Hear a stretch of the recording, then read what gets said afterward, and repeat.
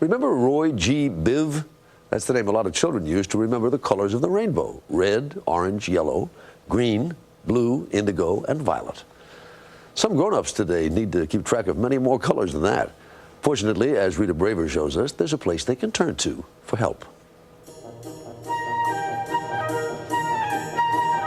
Of course, it's jewels and an array of dazzling colors that have made Tiffany's world famous. You know, people are always saying, which gemstone should I buy? And I always say, the one you like is the one you should buy. But, says design director John Loring, there's another color that may be just as important: Tiffany blue, the hue of the boxes those jewels come in. The signature shade was chosen by the company's founder back in 1853 because it was the favorite of Empress Eugenie, wife of Napoleon III. What do you think this color has done for the company as a marketing tool? You couldn't possibly measure it. Worldwide, people immediately say the blue box with the white ribbon. That is our #1 icon of marketing. So you can imagine how important it is to make sure that every single box is true Tiffany blue. And believe it or not, there is a company dedicated to maintaining that blue, as well as the signature colors of scores of other businesses. This is the blue of the NFL. It's called Pacific Blue. That's right. And we've got CVS has one red, Puma has another red, Coca-Cola has still a different red. Exactly, and that's why they come to Pantone, because they need to create that unique identity and they need to standardize the color so it can be replicated all over the world on all of their products. Lisa Herbert is Executive Vice President of Pantone, recognized as one of the most important companies in the world where color is concerned. She says the need to standardize signature shades may seem obvious, but it wasn't until 1963 that anyone actually tried to do it. Every printing and ink company had their own standard book, but there wasn't a common language for designers to speak to printers all around the world. Lisa Herbert is justifiably proud of the fact that Pantone, based in Carlstadt, New Jersey, succeeded in creating a common color language. After all, it was her father Lawrence who started it all, combining his major in chemistry with his love of color. Color excites. Color makes people feel good. I mean, imagine yourself opening up your closet and you're feeling kind of down. The first thing you're going to do is go for that red dress. I want to get out there and do something. More than 40 years ago, Lawrence Herbert persuaded a small group of American die makers to use his very specific formulas, identified by number.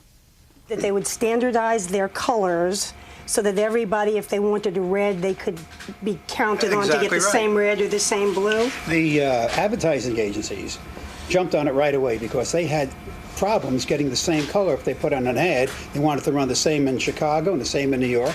But every time you were dealing with different ink companies, they'd come up with a different shade of red. So there's no continuity. This way, they could just say Pantone 485 and now everybody knows what you're talking about.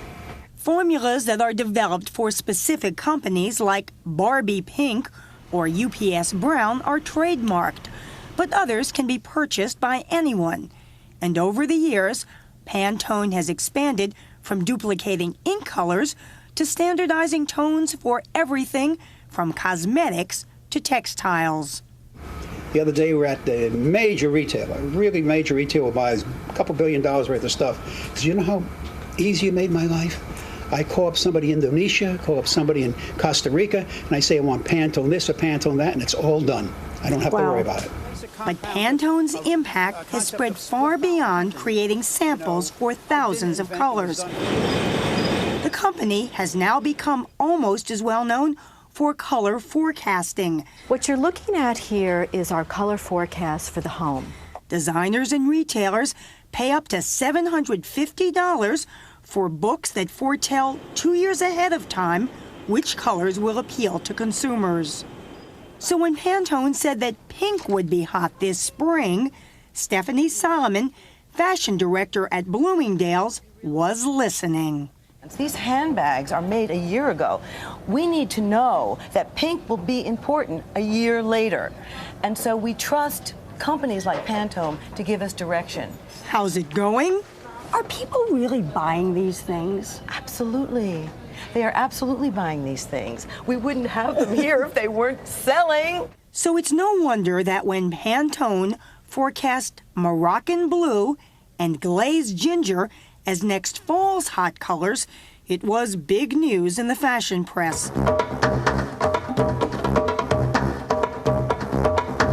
Similar shades are already turning up on the runway.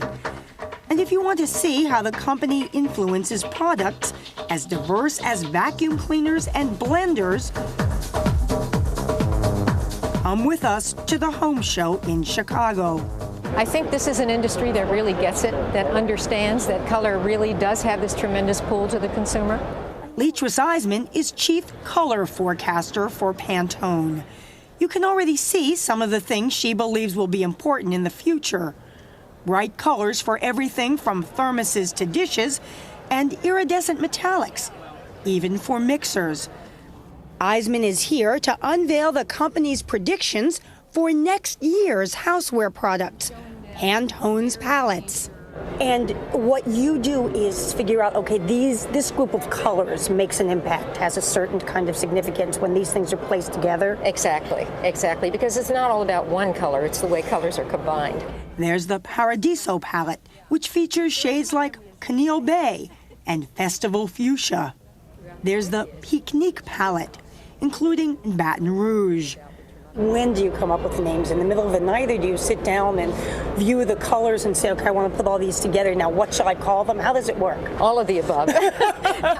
Never mind the names. How does she figure out what's going to be in? Well, we're not the only ones curious about that. Hundreds of people packed in to hear Eisman speak at the Home Show, where she revealed that, no, she's not a psychic, just a good observer. Her take on why orange is still in. We did see it in February as the Gates, the exhibit in Central Park, that earned so much attention. What this does is to help to reinvent the popularity of a color. Eisman also does testing to determine consumer preferences. That's how she found out that the popularity of coffee cafes was changing the image of brown from blah to beautiful. She calls it the Starbucks phenomenon. When we were doing our word association studies, where we used to have people responding to brown as dirt or earth color, not very positive, we started to see responses, particularly from young people. If we'd show them a Pantone brown swatch, they would say rich and robust. And though some shades, like the famous Tiffany blue, can be fashionable forever, others come and go, says Lawrence Herbert, founder of Pantone. Color is changing all the time, and you've got to go along with the changes. Besides, change is good for business. If I buy this hot pink bag for this summer, am I going to be able to wear it next summer? No, you will hate it. You will hate it. That's what I'm afraid of. Well, you had it for one fun summer. And that's another great thing about color. If you don't like one, there are so many others to choose from.